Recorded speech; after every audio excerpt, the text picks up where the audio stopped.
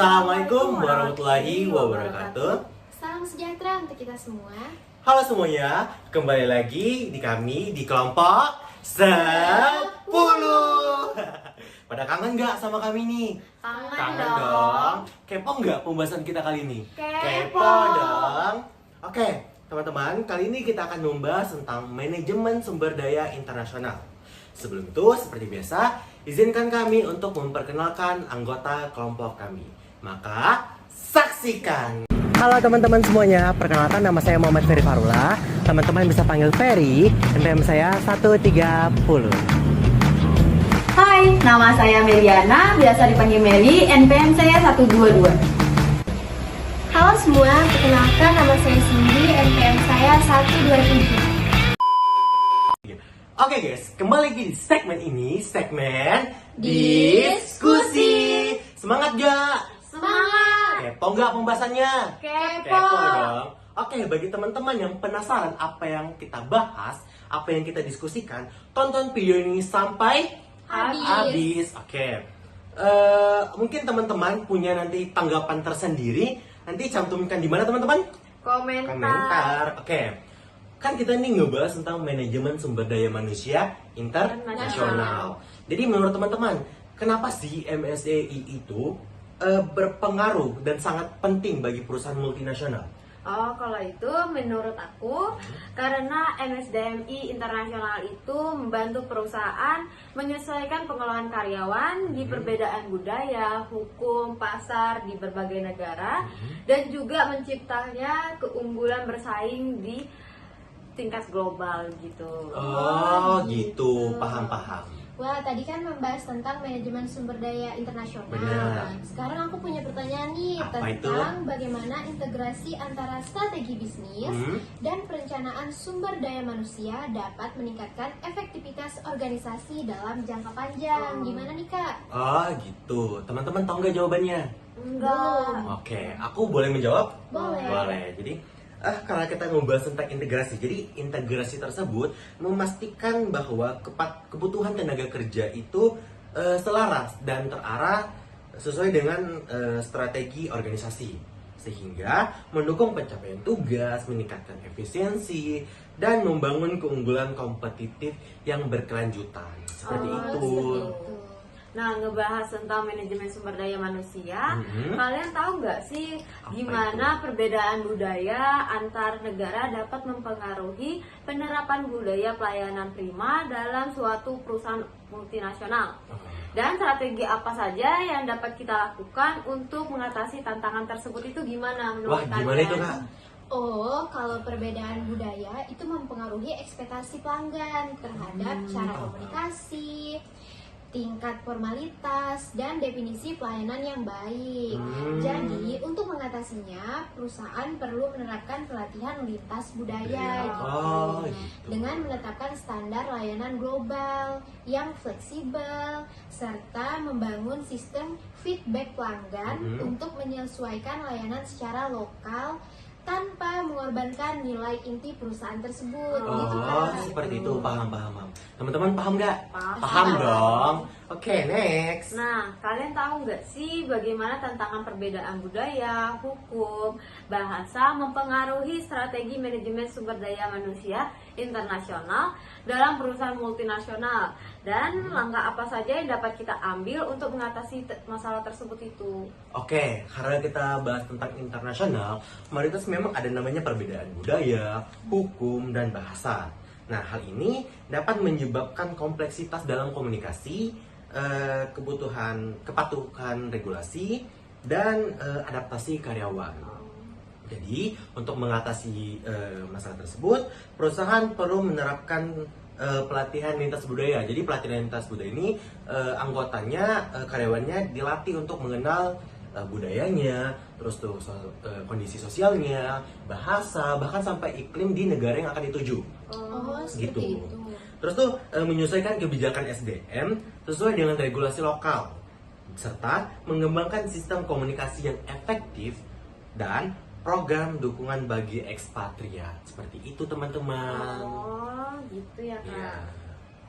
Nah, tadi itu kan membahas tentang perbedaan budaya. Iya. Selanjutnya nih kita membahas tentang bagaimana sih faktor budaya, Ya. regulasi imigrasi, dan kondisi pasar tenaga kerja mempengaruhi strategi pengrekrutan staf internasional. Oke. Dan langkah apa sih yang dapat diambil perusahaan multinasional untuk mengatasi perbatasan tersebut? Gimana sih Kak? Gitu. Oh, kalau masalah itu faktor budaya itu mempengaruhi komunikasi dan penyesuaian karyawan, Ya. regulasi imigrasi, Ya. pembatasan mobilitas tenaga kerja, Hmm. dan kondisi pasar tenaga kerja untuk menentukan ketersediaan kandidat. Nah, Paham. perusahaan harus melakukan pelatihan lintas budaya, mematuhi peraturan lokal, serta mengembangkan strategi rekrutmen fleksibel dan dukungan relokasi untuk mengatasi pembatasan tersebut. Oh, Begitu. Oh gitu, paham. Wah, menarik nih pembahasannya. Iya. Makin Makin seru. Oke. Sekarang kita menuju proses ekspatriasi dan repatriasi. Tahu nggak teman-teman? Belum. Enggak, apa Oke. itu? Mungkin aku lebih bertanya kali ya. Oh, iya. Karena Oh, ada boleh. beberapa kebingungan. Iya. Nah, menurut teman-teman ini atau mungkin menurut jawaban teman-teman di rumah, jangan lupa kalau tahu jawabannya cantumkan di mana? Komentar. Oke. Bagaimana proses pelatihan lintas budaya dan strategi repatriasi dapat menimbulkan resiko kegagalan ekspatriasi dan meningkatkan kontribusi karyawan terhadap keberhasilan bisnis multinasional seperti itu. Oh, kalau pelatihan lintas budaya itu mempersiapkan ekspatriat untuk menghadapi perbedaan budaya, mengurangi stres dan kesalahpahaman. Oh gitu. Dan strategi repatriasi yang terencana itu membantu reintegrasi dan mengatasi reverse culture shock, Oh. serta memanfaatkan pengalaman internasional untuk mendukung pengembangan organisasi dan memperkuat posisi bisnis global. Itu Kak. Oh, gitu. Paham. Teman-teman paham kan? Paham Paham dong. dong. Oke, kita ngebahas nih manajemen sumber daya manusia internasional. Nggak lengkap nih kalau kita nggak bahas tentang organisasi internasionalnya. Jadi boleh saya bertanya lagi? Boleh Banyak dong. ini pertanyaan. Oke, bagaimana peran dan fungsi organisasi internasional dalam menjaga perdamaian dan keamanan global, sekaligus mendorong kerja sama ekonomi dan sosial antar negara? Aku bantu jawab nih ya, Oh, boleh, Kak. Kak. Gimana itu, Kak? Organisasi internasional itu berperan sebagai mediator konflik, fasilitator, negosiasi, dan pengawasan implementasi kesepakatan untuk menjaga perdamaian dan keamanan negara. Selain itu, mereka mengatur kerja sama ekonomi dan sosial dengan menyediakan forum. Habis itu menetapkan standar, mendukung pembangunan global, Benar. guna memperkuat solidaritas dan kesejahteraan antar negara begitu. Oh gitu, paham. Aku juga punya pertanyaan nih Kak. Wah, apa itu, Kak? Bagaimana sih dimensi budaya menurut Hofstede dapat mempengaruhi persepsi dan komunikasi antar budaya dan konteks globalisasi? Dan mengapa inklusi sosial menjadi penting untuk mengatasi stereotip dan prasangka dalam interaksi lintas budaya? Gimana nih Kak? Wah, seru nih jawabannya, pertanyaannya. Oke, teman-teman tahu nggak sih bagaimana dimensi budaya menurut Hofstede? Tahu nggak? Enggak. Tahu nggak? Tahu nggak? tahu. Nggak tahu ya. Oke, aku jawab ya, biar abang yang jawab. Oke, siap. Oke, dimensi budaya Hofstede itu memengaruhi cara individu dalam memandang otoritas, kerjasama, dan ketidakpastian yang membentuk persepsi dan gaya komunikasi. Sampai sini paham? Paham. Oke, tadi kita ada pertanyaan membahas tentang mengapa inklusi sosial penting, tahu nggak? Tahu nggak apa itu? Enggak. Teman-teman tahu nggak? Enggak. Kalau tahu nanti sampaikan di kolom komentar. Oke, gara-gara aku berbaik hati, biar abang lagi yang menjawab. Siap. Oke, inklusi sosial itu penting untuk menghargai keberagaman, mengurangi stereotip dan prasangka, serta membangun komunikasi yang efektif dan harmonis di tengah globalisasi. Sampai situ paham? Paham. Paham dong. Paham. Masih mau lanjut? Lanjut. Lanjut. Nah, tadi tuh kita lagi ngebahas globalisasi. Nah, sekarang nih aku mau ngebahas tentang global leadership. Wah, Nah, apa itu? aku mau nanya nih, gimana kompensasi kompetensi kepemimpinan global yang efektif dapat mengatasi tantangan budaya dalam organisasi multinasional. Dan mengapa fleksibilitas gaya kepemimpinan menjadi kunci dari konteks globalisasi itu gimana? Wah, gimana itu Kak? Aku bantu jawab ya. Oh, boleh. Jadi, kompetensi kepemimpinan global itu seperti kepekaan budaya dan komunikasi yang efektif, memungkinkan pemimpin memahami dan menghargai perbedaan budaya, sehingga meminimalkan konflik dan meningkatkan kolaborasi. Oh, seperti itu Pak. Fleksibilitas gaya kepemimpinan penting karena setiap budaya memiliki preferensi kepemimpinan yang berbeda gitu. Sehingga adaptasi global memaksimalkan efektivitas dan keberhasilan organisasi dalam lingkungan global. Jadi gitu Oh, Pak. gitu. Wah, luar biasa jawabannya ya.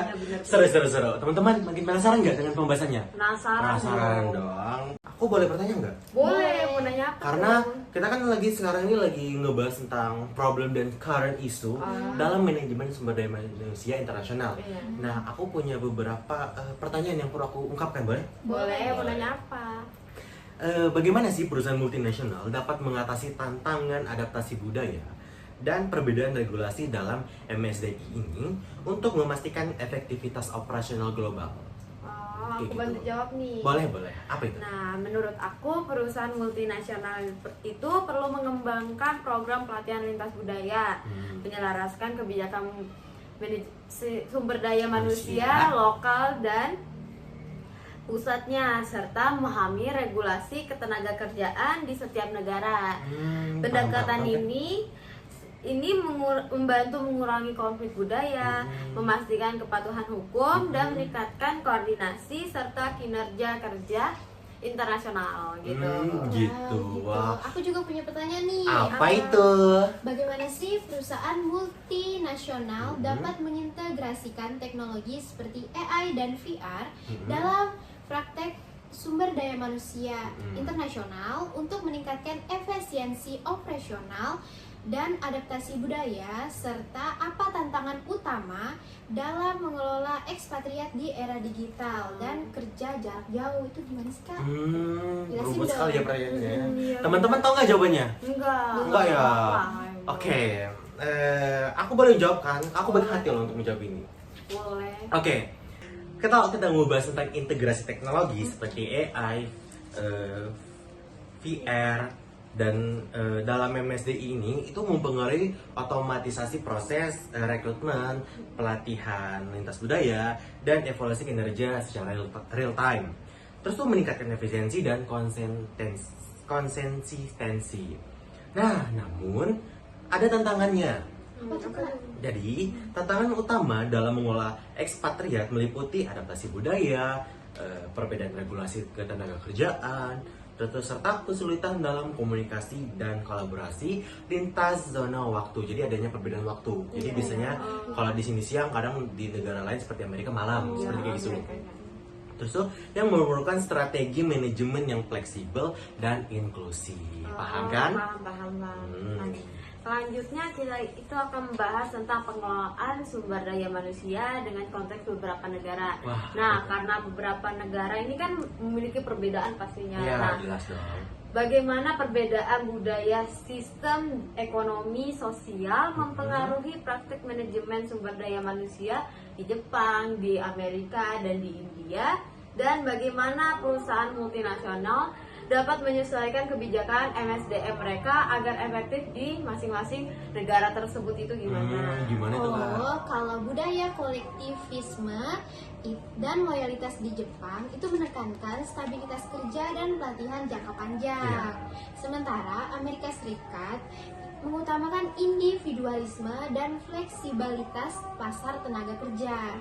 Kalau di India itu menggabungkan tradisi dan dinamika pasar yang cepat berkembang gitu.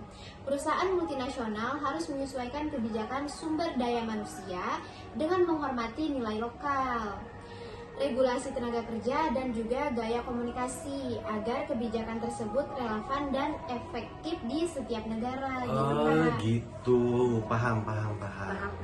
Oke teman-teman, aku juga punya pertanyaan nih tentang bagaimana tantangan eksternal seperti kriminalitas, penyuapan, dan isu etika mempengaruhi fungsi manajemen sumber daya manusia pada perusahaan multinasional, dan langkah apa yang dapat diambil untuk menghadapi perkembangan manajemen sumber daya manusia internasional yang semakin kompleks. Nah, seru nih kalau aku bahas tentang integrasi. Jadi, tantangan eksternal seperti kriminalitas, penyuapan menuntut perusahaan multinasional untuk memperkuat kebijakan, kepatuhan, dan etika SDM agar menghindari risiko hukum dan reputasi. Nah, selain itu, fungsi MSDM untuk mengintegrasikan standar etika global, pelatihan kepatuhan, serta transparansi dalam mengelola keberagaman budaya dan regulasi. Sampai sini paham? Paham. Nah, selanjutnya adaptasi terhadap perkembangan SDM internasional. Jadi memerlukan inovasi seperti teknologi, ekonomi, inovasi, dan pendekatan strategis yang responsif terhadap perubahan lingkungan global. Seperti itu teman-teman. Oh, paham. Nggak terasa kita nih udah di penghujung pembahasan. Cukup sedih sih untuk mengakhiri diskusi ini. Dan untuk teman-teman juga terima kasih. Seperti biasa aku banyak dapat pemahaman, banyak dapat teori, Kami banyak juga. dapat argumen dan sebagainya. Teman-teman jangan sedih kalau teman-teman kangen sama kami. Putar videonya berkali-kali, mau sekali, 2 kali, bahkan beribu kali pun nggak Boleh. apa-apa. Tapi jangan lupa like, comment, and subscribe di video ini. Dengan berat hati aku mengakhiri kegiatan ini, mengakhiri diskusi ini. Kurang lebihnya mohon dimaafkan. Wassalamualaikum warahmatullahi wabarakatuh. See you semuanya. Bye.